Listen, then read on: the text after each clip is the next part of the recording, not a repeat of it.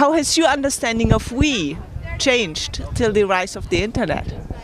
I think it's changed in a way where the big change that everybody notices first is that geography doesn't constrain who you think of as we anymore. That we has been historically concentric circles out physically from where I am to my local community, regional, national, and so forth.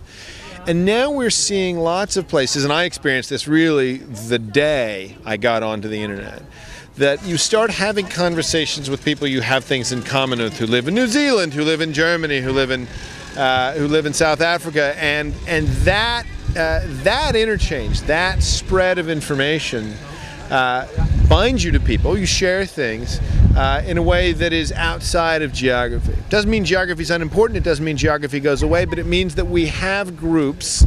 We think of there being a we that's both close to us physically, but also close to us emotionally. And those two planes going on at the same time makes a big difference.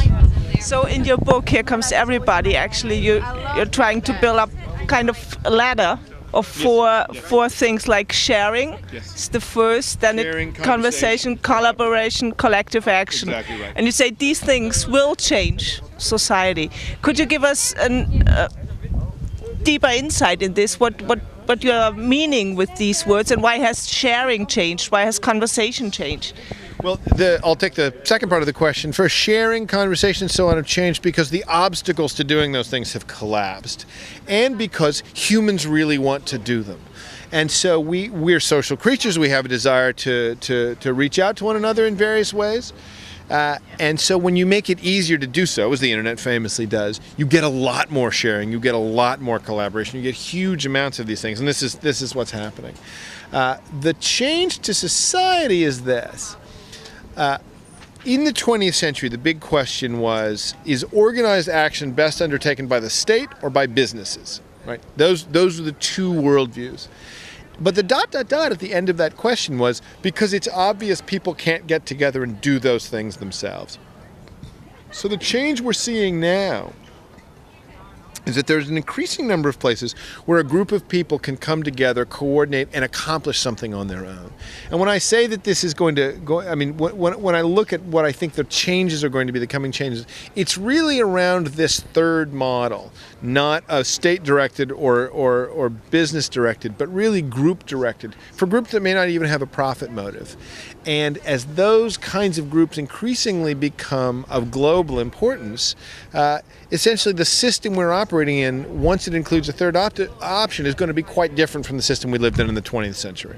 So this group-directed thing, how you call it, how can we get this into enterprises? Oh, it'll get into enterprises the same way the PC got into enterprises, right? Through the back door. Through the back door, exactly. People didn't want to deal with the mainframe guys. The PC came along, it had VisiCalc running on it, it had the first spreadsheet program running on it, and they didn't tell anybody. They didn't ask for permission. So if you talk to a CIO of a big company now and you ask them, how many wikis are you using? They'll say, none, I don't even know what that is, or we don't let that inside the firewall or whatever. If you go to the individual work groups, they'll say, oh yeah, we set up a wiki for everything because we're just sharing notes.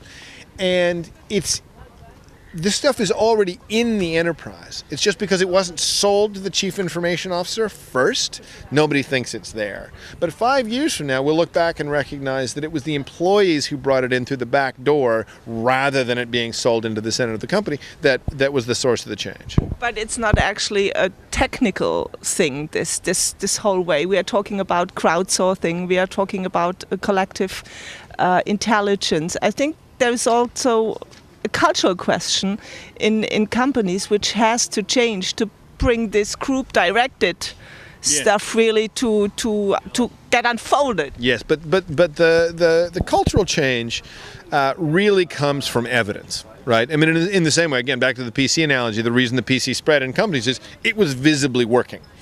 And so rather than worrying about transforming culture by some kind of, going to people and convincing them to do things or to behave in certain ways. I think the thing that's really going to transform cultures is that in two different work groups, one of the work groups is going to figure out lightweight ways of collaborating that just let them get things done faster. And it will really be seeing not we have some mandate from the top, but seeing instead that, right, when my friends used this worked. And it's that process of diffusion that I think is going to be the big source of the change. I don't think we need to go around convincing CEOs that this works. I think we need to wait until there are examples of it working and then show them. So you are being a professor at the university. What kind of impact has it on your work when you work with your students? Oh, goodness, enormous. I mean, it's astonishing. I teach at the Interactive Telecommunications program at NYU, and watching my students collaborate with one another, but really also reach out to people worldwide. We've had recently some efforts where students go and they look at design challenges or social issues in New Orleans after Hurricane Katrina, or in Panama. I had a student recently get back from Nairobi, and it's so clear that their ability to reach across thousands of miles and find people to talk to before they go, meet those people when they go, stay in touch when they come back, is transformative. And watching those kinds of, we're not used to things that are both global and small. Right? We think, oh, global corporations are big corporations. But in fact, now we have this funny category of tiny global organizations. And my students exemplify that. I watch them having global conversations without being part of anything that looks like global infrastructure in its sort of big sense. So these are actually almost your last minutes here at Picnic. What do you take back home?